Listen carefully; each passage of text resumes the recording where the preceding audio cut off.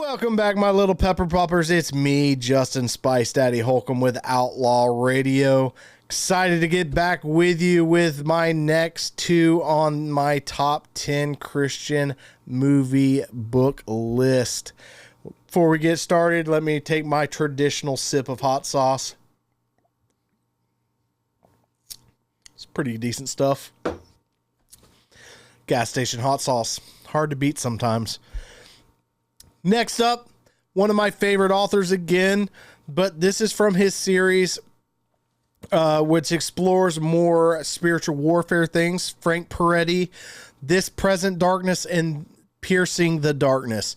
One of my all-time favorite books, one of my all-time favorite artists or authors, obviously because it's on my top 10 list, but let's get started with this number 4 choice.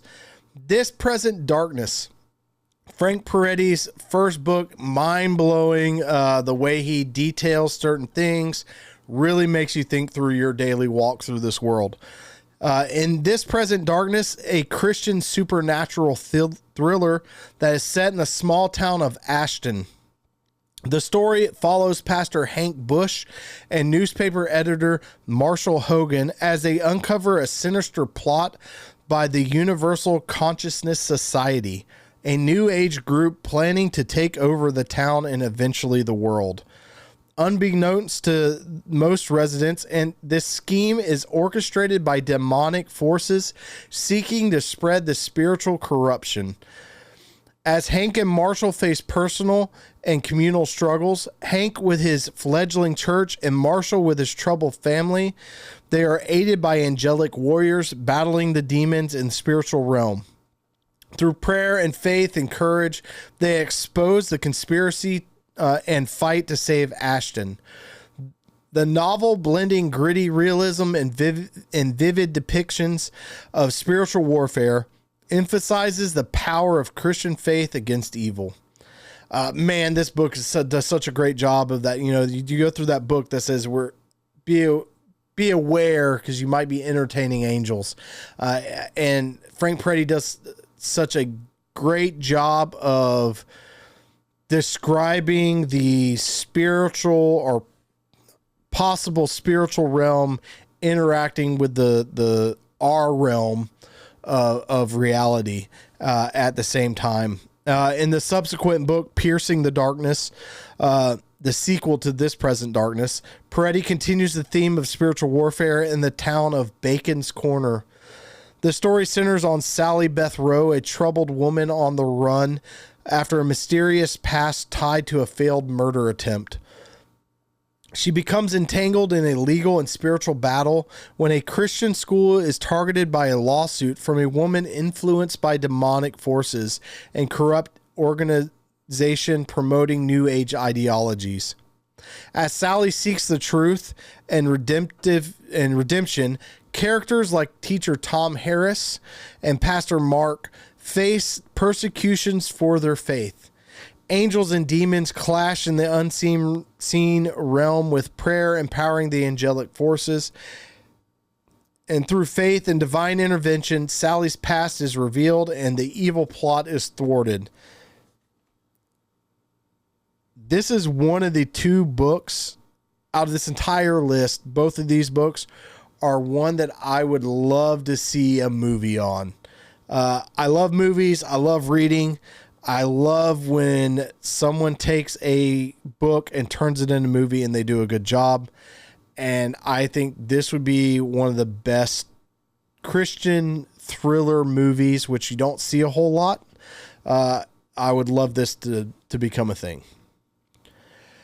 At number 3, you knew I was going this route. It had to be done. My top favorite author takes up the next 3 spots. In this number 3 spot, we have C.S. Lewis's Chronicles of Narnia. Yeah, you had to see it coming.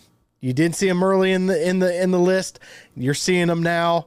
You know it's going to happen. The Chronicles of Narnia, the 7-book fantasy series for children, And I just did that in quotation marks, as we all know, we all love and want to read the Chronicles of Narnia. Is a rich Christian allegory that follows the adventures of young protagonists in the magical world of Narnia, a land of talking animals, mythical creatures, and enchantment. The series begins with The Lion, the Witch, and the Wardrobe, where siblings Peter, Susan, and Edmund and Lucy Pevensie enter Narnia through a wardrobe, discovering a realm under the spell of the evil White Witch. Guided by Aslan, the lion and Christ-like figure. Remember this, Disney. When you remake this, Aslan is a Christ-like figure. Just throwing this out there. They battle to restore Narnia's freedom. In the subsequent books, Prince Caspian, The Voyage of the Dawn Treader, Silver Chair, and A Horse and His Boy, and The Magician's Nephew, and The Last Battle, they all explore different eras and heroes, including the Pevensies, their cousin Eustace, and others like Diggory and Polly. Themes of courage, redemption, faith, sacrifice weave through the tales of Narnia, kings, queens, and cosmic battles that culminate in Narnia's end and a new beginning. Man, I can't say enough about C.S. Lewis's and the Chronicles of Narnia in general. This series of books has shaped so many, not just children's lives, but adults' lives. And the obvious allegory is there, but still provides the entertainment and the fantasy and such a well-written book and series of books that just kind of draw you into the world of Narnia. Thanks for watching, my little pepper poppers. Glad to see you again.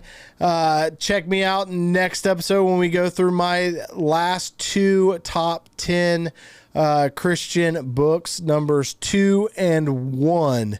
Come back and see me. If you have any suggestions, hit me up on X at SpiceDaddy316 or send us an email at popecreighton@gmail.com. See you later, my little pepper poppers.